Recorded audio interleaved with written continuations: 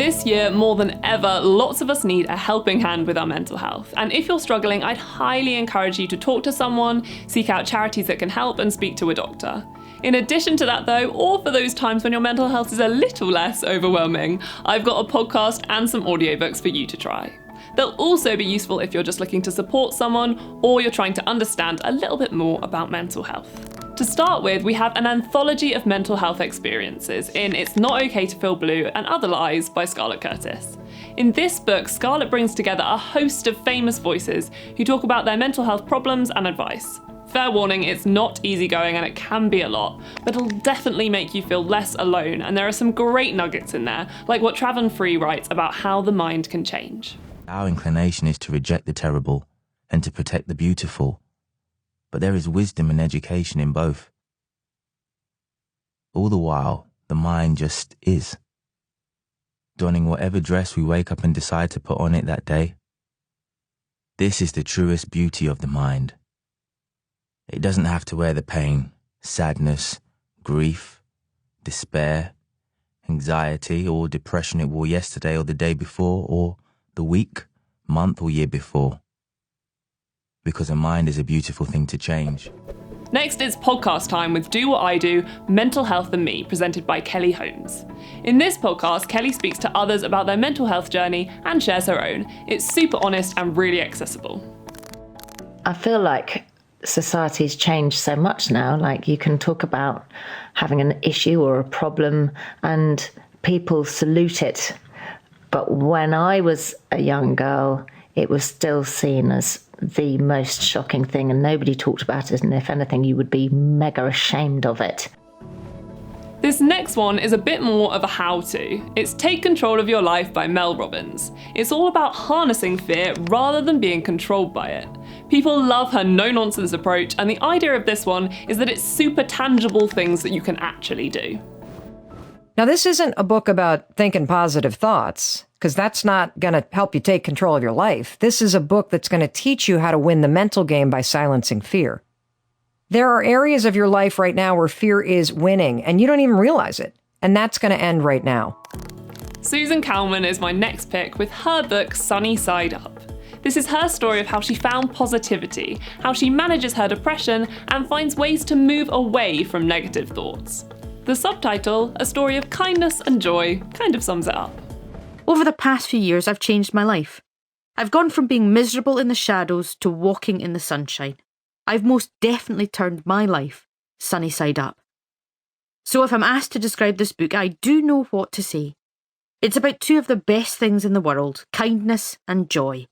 And I, possibly the grumpiest woman in the world, I'm going to try and tell you why you need more of them in your life. Now we've got such a favourite of mine. This book will change your mind about mental health by Nathan Filer. Society as a whole is making massive improvements in talking about depression and anxiety, but schizophrenia is still taboo. There's such a lack of understanding, and I promise you that this book will not only provide some education, but also a lot of empathy. I recommend this one so strongly. Schizophrenia. What a word, huh?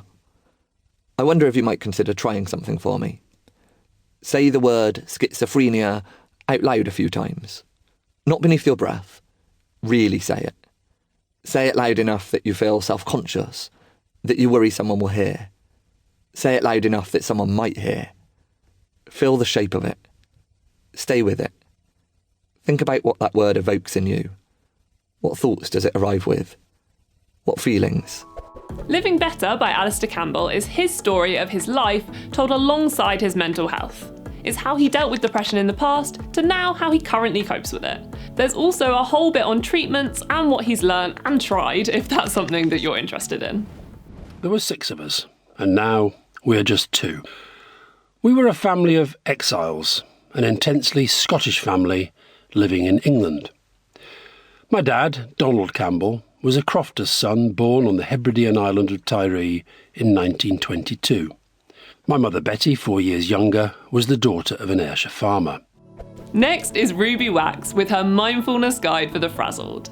This tackles the stress that so many of us are chained to and looks at how mindfulness can help us find some much needed headspace. I ended up, through sheer drive, getting into the Royal Shakespeare Company, Through sheer drive, I made a career in television that lasted 25 years. Through sheer drive, I married and created a family, and I drove myself so hard with that same sheer drive that 7 years ago I crashed, burned, and drove off the cliffs of sanity. Shortly thereafter, I was institutionalized and sat on a chair for months, too terrified to get up. This next recommendation is to help you reframe how you see your body, or just generally be a bit kinder to it. It's Body Positive Power by Megan Jane Crabb. I know this one has been revelatory for a lot of people in how she explains things from the diet industry to personal self-worth and celebration. I remember standing in the garden with my brother and asking for his advice. Did he think that I could do it? Could I really give up everything that I'd ever believed about weight and worth and beauty and learn a whole new way of seeing myself? I can't remember exactly what he said in response, but it was something along the lines of supporting whatever was going to make me truly happy. Now it's time for Open by Frankie Bridge. The subtitle to this one is Why Asking for Help Can Save Your Life, and it's Frankie's story of seeking help when she hit rock bottom, coupled with guidance and advice from the psychologist and psychiatrist who helped her. Nothing is coming around the corner to save you. You don't need saving. You can save yourself. With the help of friends and family, therapy, medication, and whatever else may help make every day that bit easier. There isn't always a specific reason for your unhappiness. Seek any help you can. Go to the doctor, start therapy as soon as possible, and take medication if that's what you need. The important thing is to give yourself every chance to get better before you try to fix everything except your mind. This next one is about gratitude, but before you turn off at how new age, millennial and self-helpy that sounds, you should give Catherine Gray's book The Unexpected Joy of the Ordinary a try. I'm not one for this stuff usually, but Catherine lays it all out so clearly, and I've genuinely found trying some of the things she suggests useful in lifting low mood. It's well known in magazine and newspaper circles that celebrities will agree to a set photo shoot with the local paparazzo in order to be left alone the rest of the time. This answers a lot of modern-day mysteries. Who goes to the beach with long, tousled locks and in full makeup, or stands flexing their guns in the surf? No one. That's who. And finally, we have Maybe You Should Talk to Someone by Laurie Gottlieb.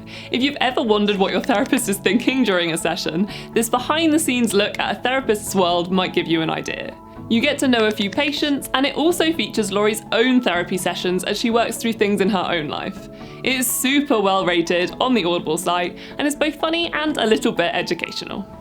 During my training, a supervisor once told me, "There's something likable in everyone." And to my great surprise, I found that she was right. It's impossible to get to know people deeply and not come to like them. We should take the world's enemies, get them in a room to share their histories and formative experiences, their fears and their struggles, and global adversaries would suddenly get along. I've found something likable in literally everyone I've seen as a therapist. I hope there were some things there that have piqued your interest and that might help you understand yourself or others a little more. If you're really struggling with your mental health, please reach out and talk to someone or contact charities like Mind and Samaritans. Thanks so much for watching. If you'd like to hear more audio recommendations, hit subscribe.